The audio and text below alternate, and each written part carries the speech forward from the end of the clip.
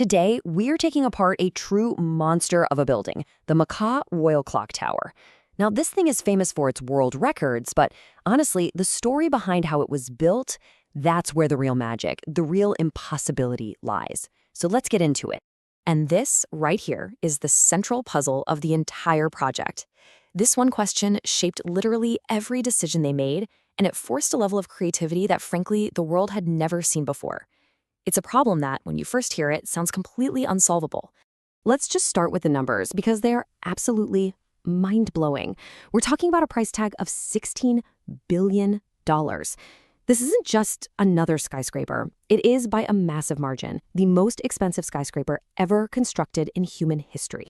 It also just rockets into the sky, topping out at 601 meters. That makes it the fourth tallest building on the entire planet. But here's the little twist for you.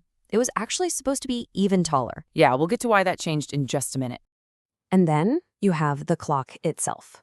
I mean, look at this. Each of the 4 clock faces is 43 meters across. To put that in perspective, that's bigger than London's Big Ben, by about 6 times. It makes Big Ben look tiny. It is hands down the biggest clock in the world. So yeah, behind these crazy numbers lies a whole series of puzzles that were just bordering on impossible. The team had to figure out how to redesign the tower while it was being built, engineer a clock that could literally fight a hurricane, navigate this totally unique religious dilemma, and somehow pull off one of the most dangerous construction lifts ever. So let's kick things off with the first major crisis. The project was already moving, construction was happening, and then a new order comes down from the top. Make the tower taller. And not just a little bit taller. Much, much taller. Okay, so here's the heart of the problem. The original plan called for a 450-meter tower, and its huge concrete foundation was already poured. It was already set in the ground. But then the vision for the project grew, and the new plan demanded an extra 150 meters. You just can't add the weight of a 50-story building onto a foundation that wasn't designed for it. It's a recipe for disaster. The solution they came up with was just brilliant. The engineers designed the entire top chunk of the tower, all 150 meters of it, as a lightweight steel structure. This whole section was engineered to be unbelievably strong, but way, way lighter than concrete. They even hollowed out the center of the floors inside the steel section just to shave off every possible kilogram of weight. It was the only way to make sure that original foundation could take the load. So they managed to solve the height crisis. But now the team had to face their next crazy challenge, building the world's largest clock and then hanging it 600 meters up in the air in a spot that's famous for some pretty extreme winds. Just try to wrap your head around this. The minute hand alone is 23 meters long. If you stood it up on its end, it would be as tall as a 5-story building. Now imagine that 5-story building having to survive hurricane-force winds of over 200 kilometers per hour without just snapping clean off. The problem was, a normal material like steel was just too heavy, and up there it would rust like crazy.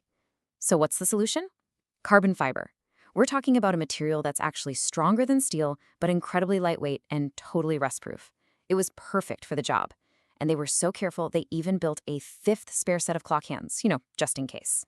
So the technical challenges were already on a whole other level. But then they were hit with a logistical and religious problem that was totally unique to this project. I mean, nobody had ever faced this before. See, the world's best experts on these kinds of massive clock mechanisms, they were German. The problem? Their top engineers were non-Muslim, which meant they couldn't enter the holy city of Makkah. The solution they came up with was just unprecedented. A few of the engineers actually converted to Islam so they could get on site. For the others, they set up an entire workshop hundreds of miles away in Dubai. There, they built and tested full-scale mock-ups of everything before shipping them over for the final assembly. Just incredible. With every component finally on site, it was time for the big finale of the construction. The moment that carried the most risk, placing that massive gold-plated crescent at the very tip of the spire. Now this final piece, this hugely important symbol, weighed a colossal 35 tons, and it had to be lifted over 600 meters, that's 2,000 feet, into the air right above a site that is often crowded with millions of pilgrims below. The stakes could not have been higher.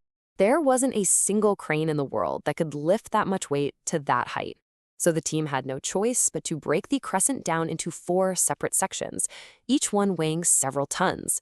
The plan was to lift them one by one in this super risky multi-stage operation where the margin for error was, well, it was 0. And then, just like in a movie, the one thing they were terrified of happened.